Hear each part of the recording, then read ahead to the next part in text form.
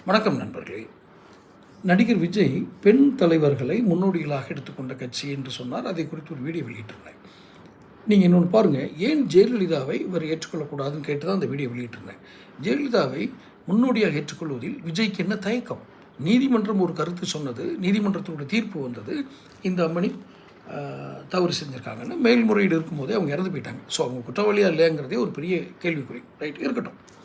அவர்கள் மீது எழுந்த ஒரு ஊழல் குற்றச்சாட்டுகள், அதற்காக அவர் சிறைவாசம் சென்றது, இதையெல்லாம் மனதில் வைத்து தான் அதிமுகவினுடைய தலைவியாக இருந்த செல்வி ஜெயலலிதா அம்மையார் அவர்களை இவர் ஏற்கவில்லை என்று நினைக்கிறேன். அப்படி என்றால் இவர் ஏற்கனவே யார் யார் என்னென்ன கருத்துக்கள் வைத்திருக்கிறாரோ அதை கும்பிட்டு விட்டு அந்த வழியில் செல்கிறார் என்று எடுத்துக்கொள்ளலாமா?